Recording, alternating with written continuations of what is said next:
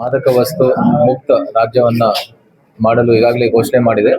ಅದರ ಅಡಿಯಲ್ಲಿ ಈಗಾಗಲೇ ಕರ್ನಾಟಕ ರಾಜ್ಯ ಪೊಲೀಸ್ ಸಾಕಷ್ಟು ಕಾರ್ಯಾಚರಣೆಯನ್ನ ಮಾಡಿ ಸಾಕಷ್ಟು ಪ್ರಕರಣಗಳು ಈ ಡ್ರಗ್ ಪೆಡ್ಲರ್ಸ್ಗಳ ಮೇಲೆ ಹಾಗೂ ಕನ್ಸ್ಯೂಮರ್ಸ್ ಮೇಲೆ ಈಗಾಗಲೇ ನಾವು ದಾಖಲು ಮಾಡ್ತಾ ಬಂದಿದ್ದೀವಿ. ಹಾಗೂ ಹೆಚ್ಚಿನ ಪ್ರಮಾಣದಲ್ಲಿ ಡ್ರಗ್ಸ್ ಕೂಡ ನಾವು ಜಪ್ತಿ ಮಾಡಿದ್ದೀವಿ. ಆದರೆ ಈ ಡ್ರಗ್ಸ್ ವಿರೋಧ ಹೋರಾಟ ಏನಿದೆ ಅದನ್ನ ಹಾಗೂ ಈ ಡ್ರಗ್ಗಿನ ಸಮಸ್ಯೆಯನ್ನು ಸಂಪೂರ್ಣವಾಗಿ ನಾವು ನಿಲ್ಲಿಸಬೇಕಾದ್ರೆ ಹಾಗೂ ಇದು ಈ ಒಂದು ಡ್ರಗ್ ಫ್ರೀ ಕರ್ನಾಟಕ ಯೋಜನೆ ಏನಿದೆ ಅದು ಪರಿಣಾಮಕಾರಿಯಾಗಿ ಆಗ್ಬೇಕಾದ್ರೆ ಪೊಲೀಸ್ ಇಲಾಖೆ ಅಲ್ಲದೆ ಸರ್ಕಾರದ ಇನ್ನೂ ಬೇರೆ ಬೇರೆ ಇಲಾಖೆಯವರದ್ದು ಕೂಡ ಇದರಲ್ಲಿ ಪಾತ್ರ ಬಹಳ ಮಹತ್ವದಾಗಿದೆ.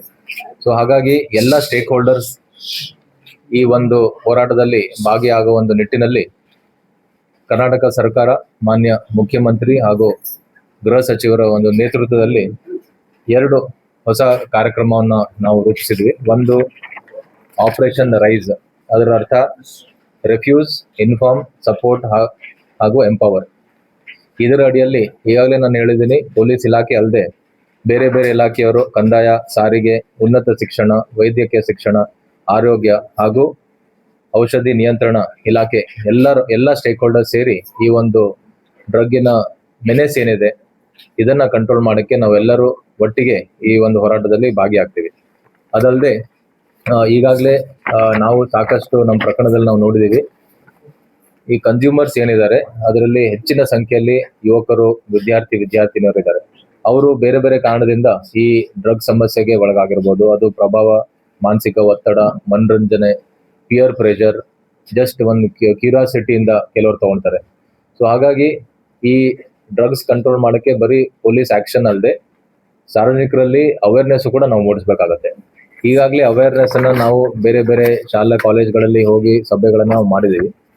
ಇದನ್ನ ಇನ್ನೂ ಮುಂದಕ್ಕೆ ತಗೊಂಡು ಸೋಷಿಯಲ್ ಮೀಡಿಯಾನ ನಾವು ಬಳಸ್ಕೊಂಡು ಈ ಬೇಡ ಬ್ರೋ ಅಂತ ಒಂದು ಜಾಗೃತಿ ಅಭಿಯಾನ ಕೂಡ ನಾವು ಪ್ರಾರಂಭ ಮಾಡ್ತಾ ಇದ್ವಿ. ಸೊ ಇದರ ಅಡಿಯಲ್ಲಿ ಸಣ್ಣ ವಿಡಿಯೋಸ್, ಶಾರ್ಟ್ ವಿಡಿಯೋಸ್, ಪೋಸ್ಟರ್ಸ್ ಏನು ನಮ್ಮ ಯುವಕರಿಗೆ ಅರ್ಥ ಆಗೋ ರೀತಿಯಲ್ಲಿ ಈ ಡ್ರಗ್ಸಿನ ಸಮಸ್ಯೆ ಏನಿದೆ, ಇದು ತಗೊಂಡ್ರೆ ಯಾವ ರೀತಿ ನಮ್ಮ ಫಿಸಿಕಲ್ ಹೆಲ್ತಿಗೆ, ನಮ್ಮ ಮೆಂಟಲ್ ಹೆಲ್ತಿಗೆ ಯಾವ ರೀತಿ ಎಫೆಕ್ಟ್ ಆಗುತ್ತೆ, ಇದನ್ನ ತಗೊಂಡ್ರೆ ಯಾವ ರೀತಿ ನೀವು ಇವನ್ ಕ್ರೈಮ್, ಅಪರಾಧ ಲೋಕದಲ್ಲೂ ಕೂಡ ನೀವು ಅದರಲ್ಲಿ ಹೋಗ್ಬೋದು. ಸೊ ಈ ರೀತಿ ಅವ್ರಿಗೆಲ್ಲ ಒಂದು ಅವೇರ್ನೆಸ್ ಅನ್ನ ನಾವು ಇಂಥ ಶಾರ್ಟ್ ವಿಡಿಯೋಸ್ ಮೂಲಕ ನಾವು ಮೂಡಿಸ್ತೀವಿ. ಸೊ ಒಟ್ಟಾರೆ ಈ 2 ಕಾರ್ಯಕ್ರಮ ಏನಿದೆ, ಆಪರೇಷನ್ ರೈಸ್ ಮತ್ತೆ ಬೇಡ ಬ್ರೋ ಏನ್ ಕಾರ್ಯಕ್ರಮ ಇದೆ, ಇದರಿಂದ ನಮ್ಮ ಯುವಕರನ್ನ ನಾವು ಮಾದಕ ವ್ಯಸನ ವಿರೋಧಿ ರಾಯಭಾರಿಯನ್ನ ಮಾಡಲು ನಾವು ಈ 2 ಕಾರ್ಯಕ್ರಮವನ್ನು ನಾವು ರೂಪಿಸಿದ್ದೀವಿ. ಈ 2 ಕಾರ್ಯಕ್ರಮ 3 ಹಂತದಲ್ಲಿ ರಾಜ್ಯದ ಎಲ್ಲ ಜಿಲ್ಲೆ ಹಾಗೂ ಕಮಿಷನರೇಟ್ ವ್ಯಾಪ್ತಿಯಲ್ಲಿ ಪ್ರಾರಂಭ ಆಗುತ್ತೆ. ಇವತ್ತು ನಾವು ಇಲ್ಲಿ ಬಿಜಾಪುರ ಜಿಲ್ಲೆಯಲ್ಲಿ ನಾವು ಪ್ರಾರಂಭ ಮಾಡ್ತಾ ಇದೀವಿ. ಸೊ ಇದು ಮೊದಲನೇ ಹಂತದಲ್ಲಿ ಜಿಲ್ಲಾ ಮಟ್ಟದಲ್ಲಿ ಒಂದು ದೊಡ್ಡ ಶಾಲಾ ಕಾಲೇಜಲ್ಲಿ ಒಂದು ಅವೇರ್ನೆಸ್ ಪ್ರೋಗ್ರಾಮ್ ಅದು ಇವತ್ತು ಮಾಡ್ತಾ ಇದೀವಿ. 2ನೇ ಹಂತದಲ್ಲಿ ಎಲ್ಲ ಠಾಣಾ ಮಟ್ಟದಲ್ಲೂ ಕೂಡ ಇದೇ ರೀತಿ ಅವ್ರವ್ರ ಠಾಣೆಯಲ್ಲಿ ಶಾಲಾ ಕಾಲೇಜುಗಳಿಗೆ ಹೋಗಿ ಅವರು ಕೂಡ ಕಾರ್ಯಕ್ರಮವನ್ನು ಮಾಡ್ತಾರೆ. 3ನೇ ಹಂತದಲ್ಲಿ ತಾಲೂಕಾ ಮಟ್ಟದಲ್ಲಿ ಸ್ಥಳೀಯ ಶಾಸಕರ ಅವ್ರ ಜೊತೆ ಸೇರಿ ನಾವು ಕಾರ್ಯಕ್ರಮ ನಾವು ಮಾಡ್ತೀವಿ. ಸೊ ಒಟ್ಟಾರೆ ಈ ಕಾರ್ಯಕ್ರಮದಲ್ಲಿ ಅವೇರ್ನೆಸ್ ಏನ್ ನಾವು ಮೂಡಿಸ್ಬೇಕು ಸಾರ್ವಜನಿಕರಲ್ಲಿ, ಅದು ನಾವು ಮಾಡ್ತಾ ಇದೀವಿ. ಅದ್ರ ಜೊತೆಗೆ ನಮಗೆ ಇನ್ಫಾರ್ಮೇಶನ್ ಏನ್ ಮಾಹಿತಿಯನ್ನ ಬರಬೇಕು ಪಬ್ಲಿಕ್ ಇಂದ, ಅದು ಯಾಕಂದ್ರೆ ನಾವು ಈ ಸಮಸ್ಯೆಯನ್ನ ಸಂಪೂರ್ಣವಾಗಿ ಕಂಟ್ರೋಲ್ ಮಾಡ್ಬೇಕಾದ್ರೆ ಪಬ್ಲಿಕ್ ಇಂದ ನಮಗ್ ಸಾಕಷ್ಟು ಒಂದು ಸಹಕಾರ ಬೇಕಾಗತ್ತೆ. ಮುಖ್ಯವಾಗಿ ಎಲ್ಲಿ ಗಾಂಜಾ ಸೇಲ್ ಆಗ್ತಾ ಇದೆ, ಯಾರಾದ್ರೂ ಅವ್ರ ಊರು ಹೊಲದಲ್ಲಿ ಗಾಂಜಾ ಬೆಳೆಸ್ತಾ ಇದಾರೋ ಅದ್ರ ಬಗ್ಗೆ ನಾವು ಮಾಹಿತಿಯನ್ನ ಅವರು ಫೋನ್ ಮುಖಾಂತರ ಕೊಡ್ಬೋದು. ನಮ್ದು KSP ಆ್ಯಪ್ ಏನಿದೆ ಅದ್ರ ಮೂಲಕನೂ ನಾವು ನಮಗೆ ಮಾಹಿತಿ ಕೊಟ್ರೆ ಅದ್ರ ಬಗ್ಗೆ ಕ್ರಮ ಕೈಗೊಳ್ತೀವಿ.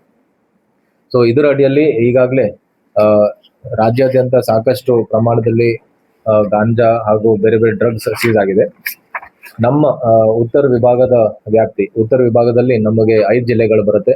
ಈ 5 ಜಿಲ್ಲೆಯಲ್ಲಿ ಡ್ರಗ್ಸ್ ವಿರುದ್ಧ ಕಾರ್ಯಾಚರಣೆಯಲ್ಲಿ ಬಿಜಾಪುರ ಜಿಲ್ಲೆ ಪ್ರಥಮ ಸ್ಥಾನದಲ್ಲಿದೆ. ಹೋದ ವರ್ಷ ಹಾಗೂ ಈ ವರ್ಷನೂ ಕೂಡ 5 ಜಿಲ್ಲೆಯನ್ನ ಹೋಲಿಸಿದರೆ ಹೆಚ್ಚಿನ ಪ್ರಮಾಣದಲ್ಲಿ ಪ್ರಕರಣ ದಾಖಲು ಮಾಡಿದ್ದು, ಗಾಂಜಾ ಸೀಸ್ ಮಾಡಿದ್ದು ಹಾಗೂ ಆರೋಪಿತರನ್ನ ದಸ್ತಗಿರಿ ಮಾಡಿದ್ದು ಬಿಜಾಪುರ ಜಿಲ್ಲೆಯಲ್ಲಿ.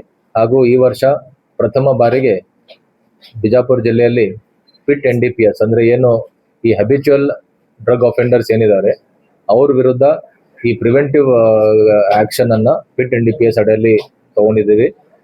ಇದರ ಅಡಿಯಲ್ಲಿ ಈಗಾಗಲೇ 2 ಹ್ಯಾಬಿಚುವಲ್ ಅಫೆಂಡರ್ಸ್ ನಾವು ಅರೆಸ್ಟ್ ಮಾಡಿದೀವಿ.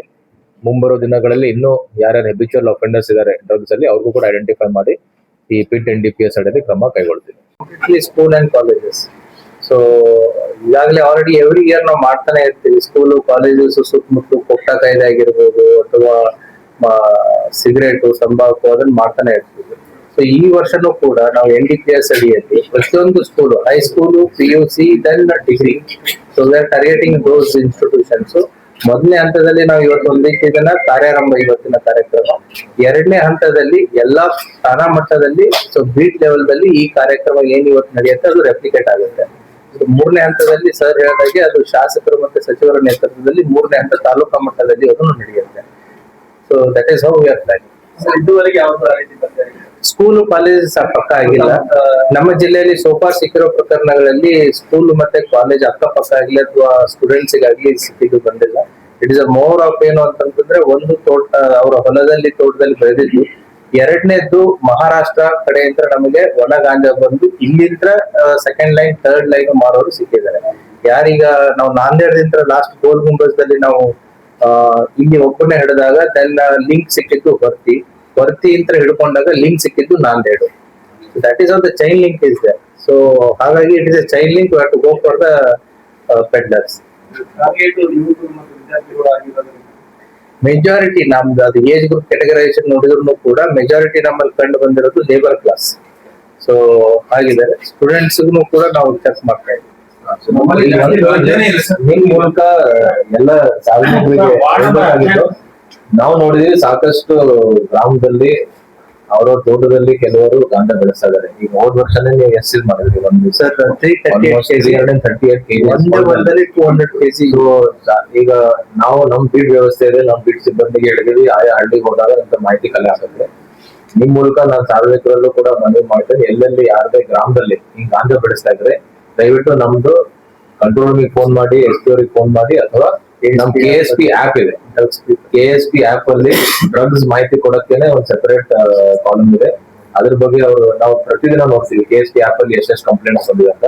ಸೊ ಅದರಲ್ಲಿ ಏನಾದ್ರು ಕಂಪ್ಲೇಂಟ್ ಬಂದ್ರೆ ಕ್ವಿಕ್ಲಿ ನಾವು ಅದ್ರ ಮೇಲೆ ಆಕ್ಷನ್ ತಗೊಳ್ತೀವಿ. ವಾರ್ಡ್ ನಂಬರ್ 18ರಲ್ಲಿ ಬಿಂದಾಸ್ ಗಂಟೆ ಈಗಾಗಲೂ ಸೇಲ್ ಕಾಲೇಜ್ ಎಲ್ಲ ಇವತ್ತೇ ನಿಮ್ ಜೊತೆ ಪೊಲೀಸ್ ತಂಡ ಕಳಿಸ್ಕೊಡ್ತೀವಿ. ನಗರದ ಸಿಕ್ಯಾಕ್ ಸಂಸ್ಥೆ ಅಂತ ಒಂದು ಶಿಕ್ಷಣ ಸಂಸ್ಥೆ ಇದೆ, ಸಿಕ್ಯಾಕ್ ಶಿಕ್ಷಣ ಸಂಸ್ಥೆ ಅಂತ ಇದೆ. ಅಲ್ಲೇ ಕಾರ್ಯಕ್ರಮ ಇವತ್ತು ಮಾಡ್ತಾರೆ. ಅದ್ರ ಎದುರುಗಡೆನೆ ಒಂದು ಪಾರ್ಕ್ ಇದೆ, ಕೇವಲ 50 ಫೀಟ್ ಇರುತ್ತೆ. ಲೈಸೆನ್ಸಿಂಗ್ ಅಥಾರಿಟಿ ಯಾರು ಬರ್ತಾರೆ? ಸೊ ಅದ್ರ